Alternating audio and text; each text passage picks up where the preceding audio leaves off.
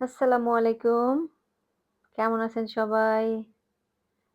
আশা করি অনেক, অনেক, অনেক ভালো আছেন। অনেকদিন হয়ে গেছে কাঁচা বাজার আনি না। কালকে বলছিলাম কাঁচা বাজার নিয়ে আসবো। আজকে কিছু কাঁচা বাজার নিয়ে আসছি। ফুলকপি, ঢেঁড়স, তারপরে টমেটো, অনেক কিছু নিয়ে আসছি। বাজার করতে যাওয়ার আগে সকালবেলা ঘর থেকে বের হইছি।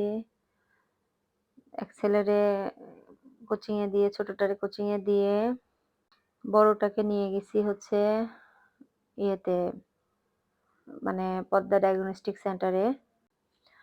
ছেলেটার কয়েকদিন পর, পরই ঠান্ডা লাগে। কয়েকদিন পর, পরই ঠান্ডা লাগে। মেডিসিন খায় ঠিক হয়ে যায়। তো এবার আবার ডাক্তার দেখানোতে পরে ডক্টর আবার কিছু টেস্ট লিখে দিছে।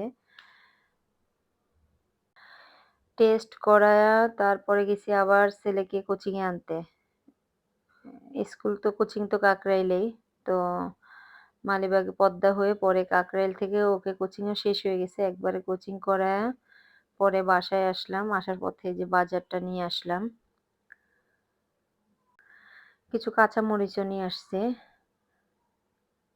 এখন এগুলাকে একটু খুলে দিচ্ছি কারণ পানি দিয়ে, দিয়ে রাখছি একদম পুরা ভিজা।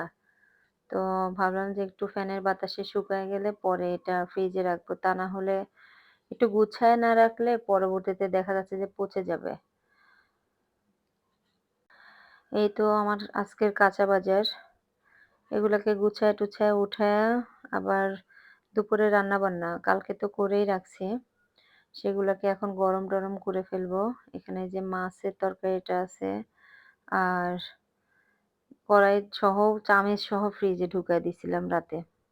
আর এই তো ভাতও বসায় দিছি। কালকে আবার রাতের বেলা রসুন নিয়ে আসছিলাম। এই যে কোয়া এড়ানো। তো এগুলাকে পরে ছিলে-টিলে রেখে দিব। এখন সময় নাই। এখন আবার খাওয়া-দাওয়া শেষ-টেস করে আবার বের হইতে হবে। তো আমি অবশ্য বাসায় আসার সময় কিছু সিঙ্গারা আর কিছু পাকোড়া নিয়ে আসছিলাম। তো আসার পরে বাজার নিয়েই পড়েছিলাম দেখে আমার আর মনে ছিল না যে সিঙ্গারা আর পাকোড়া নিয়ে আসছি। ছেলের স্কুলের সামনে বের হলে না কোচিং এর সামনে থেকে বের হলে একজন বোম্বাই মরিচের মানে সিঙ্গারা পাকোড়া বিক্রি করে।